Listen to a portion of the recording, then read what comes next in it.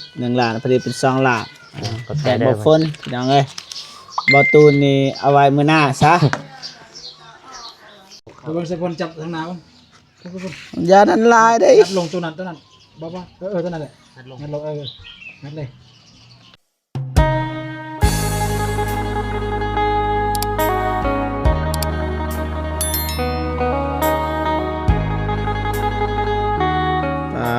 โถพี่น้องเอ้ยเปิดภาพมาบ่ฮู้ว่าซ่อมแป้งหรือซ่อมเพพี่น้องเอ้ยกราบทักทายสบายดีและสวัสดีพ่อแม่พี่น้องเบิดสุคนพี่น้องเนาะก็ยินดีต้อนรับเข้าสู่ซองบ่าวเจ็บแชนแนลคือเก่าคือเดิมพี่น้องเอ้ยไปห้วย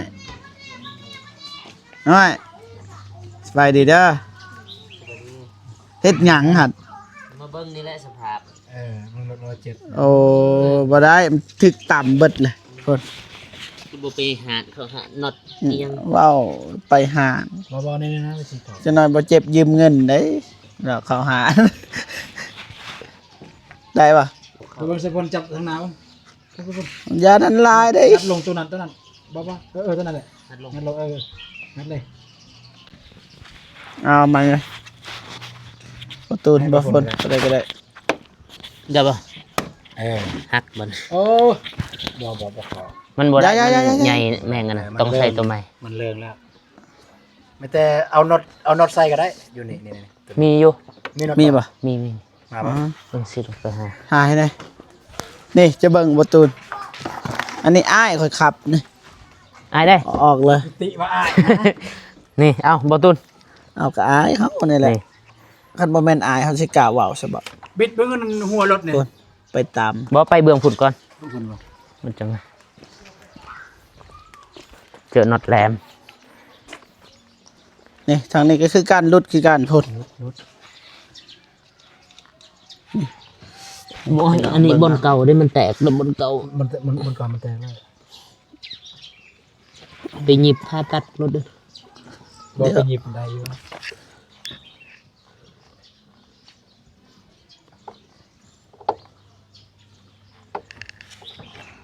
ซ่อมแปลง จบสร้างซ่อมแปลงมาในบ่ตูนก็ บ่ ได้ แม่นแล้ว สร้างคู่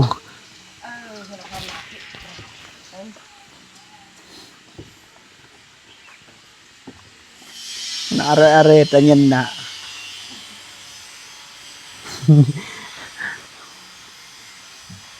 ได้ละเยอะมันแตก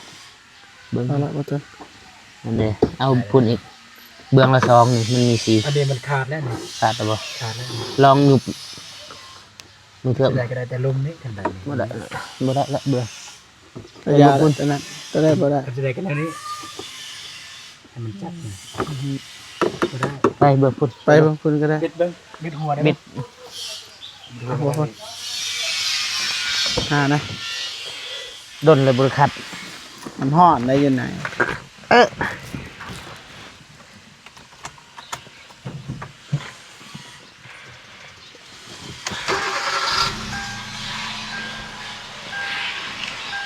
นั่นแหละพอแล้ว หมอดไว้เด้อประหยัดน้ำมัน เอออ่ะ เอาอยู่เห็ดแล้ว รู้สึกว่าโตใหญ่สูงมันเข้าในรถนี่ ใหญ่มันสูง มันดึงกันดึงให้มันติดกัน ติดอยู่จังหน่อยนี่ ตัวนี้นี่นะนี่ เจ็บตัวซื้อไม้แล้วตัวนี้ มันออกเลยตัวนี้นี่ อันนี้บ่ ซีมัน ซื้อหน้ากากใหม่มีเงิน จับเบิ่งบ่ฝนจังซี่ พอเราซื้อหน้ากากไหมเอา คันมีเงินบ่มีเงินก็ขี่ตามงบ มันไม่หูแต่ว่า นี่มีบอลจับแป๊บบอลนี่แป๊บบอลนี่มันล็อก กำลังสิสั่ง เคยเห็น ตัว ไหม 99,000กับ แม่น 149,000ตัวใดพอเอา แบบใด แพ ไง งเลยตัวแพงแล้วดี มันสแตนเลสตัวไหนยังก็ ตัวนั้นละขัดงามเป็นเลด ได้ปะตัว ได้ ละพอละ พอละ ต้นรถ มันจังบ่ดังแน่ อยู่ลุมนี่ มันเป็น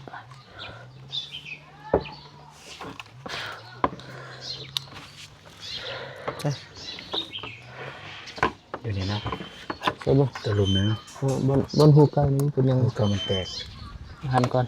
งูใหม่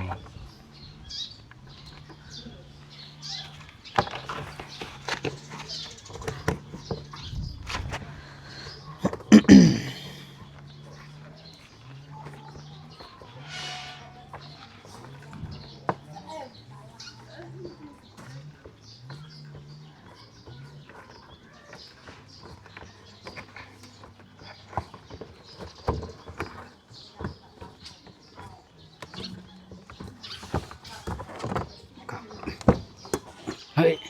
ยังจับยังมันในซอสพุด เล่มถึกมือ ได้แล้วกัน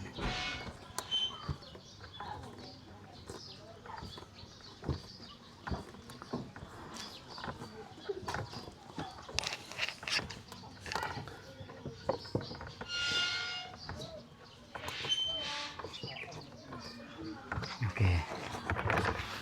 บดติ้งแบบนี้ สปีด นี่รักษาบำรุงรถในดี ตัวนี้ก่อนสิไปต้องปะอยู่นี่ก่อนตึกบึก เซฟโฟนห้าเล็กลวดบ้างเสียมัดผมเจ้าใบมันลงมันย้อนลง มันคูดทางแล้วเนี่ย แม่นแล้วนะ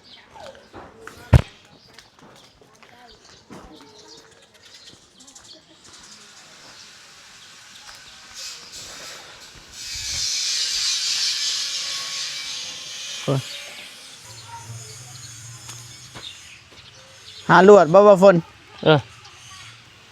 มากอันนี้ ลวดแล้วไปมางหัวบ่ได้ได้จังหน่อยพอหายได้ มันหาบ่ได้ที่รวดเถอะ นี่แหละขอบเขตหลังบ้านบ่ฝนน้องเอ้ยใครที่บ่เคยได้เห็นประมาณนี้นะพี่น้องเอ้ยทางในคือทางนอกคือสิบ่งามได้เหือนบ่ฝนนี่เข้าทางในนี่งามได้ปะ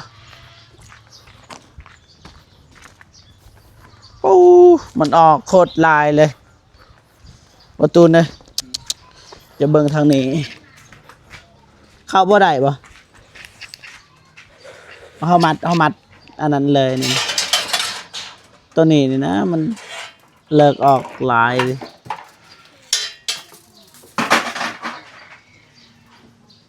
ได้ที่รวดอันนี้บ่ตุน โอ้ บ่ก็ได้ อ่อนใช่ป่ะ อ่อนนะ มันอ่อนก็ได้เราจะเอาอันนี้ก็ได้อีกคนนึง โอ้มีเซ็นเซอร์ด้วยนี่หรือว่าแนวซีดอันนี้บ่แม่นเซ็นเซอร์คือมีแต่เบื้องเดียวเนาะหรือว่าเสื้อแตงซื่อๆเสื้อเอาใส่ใหม่เนาะเบื้องนั้นมันบ่มี ได้ปะประตูน่าสิบ่ได้นะเล็กลวดนั้น ได้อ่อนอยู่ อ่อนปะ อ่อนเนาะบ่แม่นลึกลวดตัวนี้นะตัวนี้แค่ตัวนั้น ใส่แบบใดเจ้าสิมัด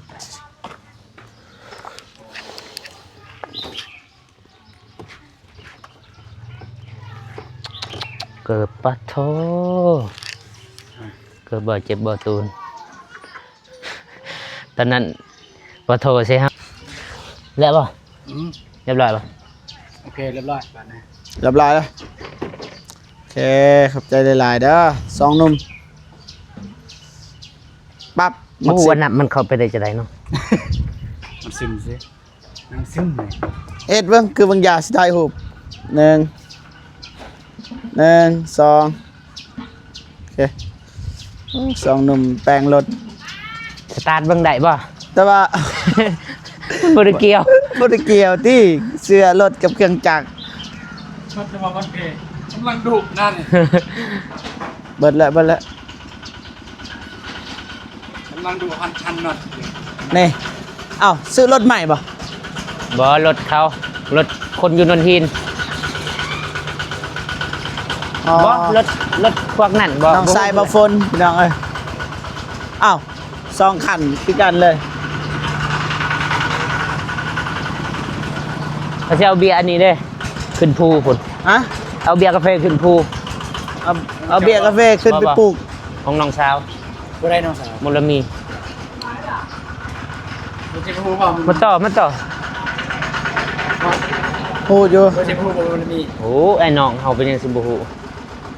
หักแพงคือน้องลุงเห็นแต่ยังน้อยนั่นแหละ อ๋อเอากาแฟตัวนี้ขึ้นผู้ แม่นบ่แม่น อันนี้ป่ะ นี่อายุมันเลยมันเสียเปิดเองไป บ่บางเทื่อมื้ออื่นเขาเอาไป มื่นป่ะ บางเทื่อบ่มันใกล้ได้แถวภูเอาไปมื้อนี้ อ๋อ มีแต่มื้อนี้จะน้อยตอนแรงเขาเอาขึ้น เอาขึ้น นะ มื่นนี่เอาไป ไปส่งขึ้น อ๋อเดี๋ยว นี่แหละโซเฟอร์ ใช่เจ้าป่ะ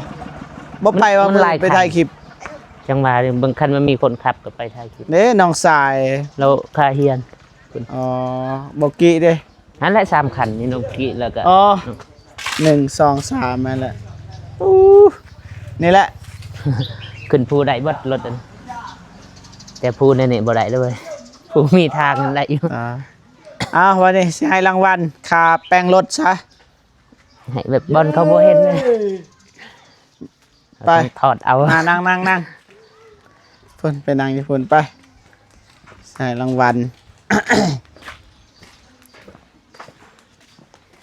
กะสิจับไปกันยังเป็นเอลปลาเรือกะสิจับบ่เบิ่งนี่แจกนี่เจ็บปกติ ได้เบิ่งนี่ก็ได้ เบิ่งนี่บ่สิเป็น เบิ่ง มา ได้ นั่ง ก็ นี่ ได้ ตุ๊ด นั่งเบิ่งไปเอามานั่งโอเคไป มาวันนี้พี่น้องเอ้ยเนาะแล้วบ่ฝนบ่ตูนแปลงรถบ่เจ็บก็สิให้เงินพี่น้อง ติด เอ้ย ติด ติบ ภาษา ให้บ่ฝน1ได้ละพี่น้องเด้อนี่เงินเด้อ1 2 3 4 5 6 7 8 9 10เอา1 ล้าน1 2 3 4 5 ก็จะเกี่ยวมัด 7 8 9 10 1 ล้านพอดีเป็น2 ล้าน ก็จะได้ บ่ฝนพี่น้องเอ้ยบ่ตูนนี่เอาไว้มื้อหน้าซะ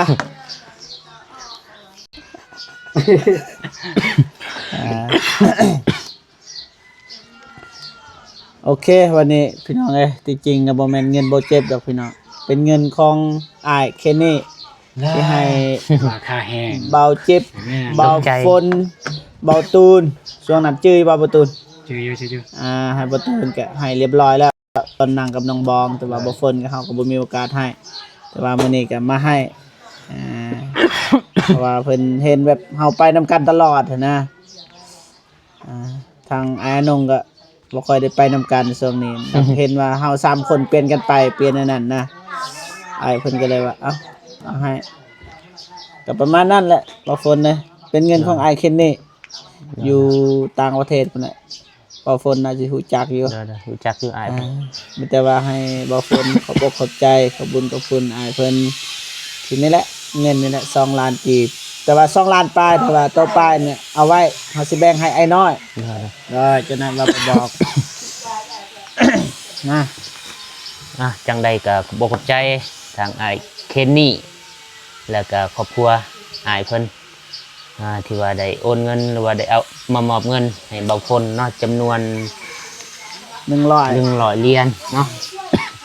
แล้วก็บางคนขออวยพรให้ครอบครัวหรือว่าไอ้เคนนี่ให้จงอยู่เย็นเป็นสุขสุขกายสุขใจเด้อสุขภาพแข็งแรงขอให้ครอบครัวของอ้ายจงพอแต่ความสุขความเจริญประสบผลสำเร็จในหน้าที่การงานต่างๆเด้ออ้ายเด้อสาธุ นี่แหละคนตอบรับที่เฮาได้เฮ็ดความดีที่จริงแล้วโลกออนไลน์มันดีว่ามันดีแล้วก็มันมีข้อเสียมันมีข้อดีแล้วก็มีข้อเสียข้อดีก็คือเห็นนั่นนี่แหละอ้ายเพิ่นเห็นเฮาแบบตั้งใจเฮ็ดเวียกนั่นแหละช่วยเหลือทางที่เฮาก็บ่ค่อยมีปานใด ทางก็ยังซอยเรือนะอายเพิ่นก็เลยสงสารก็ส่งเงินมาให้ก็คือบ่เจ็บก็อายเพิ่นส่งตลอดอยู่ช่วงนี้พี่น้องเอ้ยก็ประมาณนั้นแหละแต่ว่าเงินนี่เฮ็ดอะไรก็ได้เด้อสิบอกให้เด้อเรื่องเงินอายเพิ่นตั้งใจมอบให้บ่ฝนอยากเฮ็ดหยังก็เฮ็ดแล้วแต่บ่ฝนอยากไปให้คนอื่นต่อก็ได้ อยากใส่ใจก็ได้ หรือเอาเงินนี่ไปซื้อของแล้วก็ไปซื้อเรือก็ได้ แล้วแต่เจ้าแล้วแต่เธอเด้อ นั่น ก็สิคันเว้าขี้หายก็จะเฮ็ดได้ก็ได้แล้วเป็นเงินของเจ้าอะ ได้ นะ ได้ อะไรก็ได้ให้มันเกิดประโยชน์สูงสุดสำหรับเจ้าเฮ็ดอีหยังที่เจ้าคิดว่าดีเฮ็ดเอา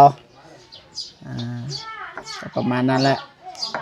บ่ตูนก็จะน้อยใจเด้อผู้อยู่ว่ามันเบิดแล้วเพราะว่าบ่แตกต่างกันดอกบ่ตูนกับบ่เจ็บพากันเบิดก่อนนะเบิดดีเด้เฮาให้ลำหลังเด้ ประหยัดแน่มี ป เงิน ระหยัด แฮงบ่มีตอนนี้ แน่ยังบ่มีกันเฮ็ดก่อนมันก็เบิดก่อนให้ก่อนเบิดก่อนพี่น้องเอ้ย ก็ประมาณนี้พ่อพี่น้องเอ้ยก็บ่มีหยังหลาย โดน ที่จริงนะเห็นบ่ฝนกับบ่ตูนก็ไปแปลงรถแน่แล้วก็เป้าหมายของเฮาก็คือเฮาอยากได้ให้เงินแต่ว่ามอบเงินให้บ่ฝนเพราะว่าเงินต้นดนนะเป็นเดือนบ่ฝน จังหวะเด้อ บ่ตูนนับแต่มอบมื้อนั้นบ่ทันไปขอน้องบอง แม่น กำลังจะไปขอ 2 ทิศที่แล้วซะ 2 ทิศเฮามอบให้บ่ตูนแล้วก็บ่เจ็บนำ บ่เจ็บก่อน บ่เจ็บก้อนหมูเลยแต่ว่าบ่ได้ถ่ายคลิปพี่น้องเอ้ยเพราะว่าเงินอยู่นำเฮาประมาณนี้โอเคพ่อพี่น้องนะก็บ่มีหยังหลายนะสุดท้ายท้ายสุดนี้บ่เจ็บก็ขออวยพรให้ใส่ให้แกอายเคนนี่เนาะที่ให้เงินทางทีมงานบ่เจ็บบ่ฝนแล้วก็บ่ตูดเนาะจังได๋ก็ขออวยพรให้อายเคนนี่แล้วก็ครอบครัวของอายเคนนี่นะจงมีแต่ความสุขสุขภาพแข็งแรง ขอให้อายุมันควรยืนความเจ็บบ่ให้ได้ความไข้บ่ให้มีปรารถนาสิ่งใดขอให้ได้สิ่งนั้นเนาะอย่าเจ็บอย่าจนแล้วก็ให้ร่ำรวยๆให้มาเท่าใดก็ขอให้กลับคืนสู่ไปหาอ้าย100 เท่าพันเท่าสาธุเอาพี่น้องเนาะทางเบาเจ็บก็ขออนุญาตจบคลิปก่อนเนาะจังใดก็เจอกันคลิปหน้าพี่น้องสำหรับคลิปนี้สบายดีเด้อพ่อแม่พี่น้องเบิดสู่คู่สู่คนพี่น้องเนาะไปเดินทางวันนี้บอตูนบ๊ายบายเด้อ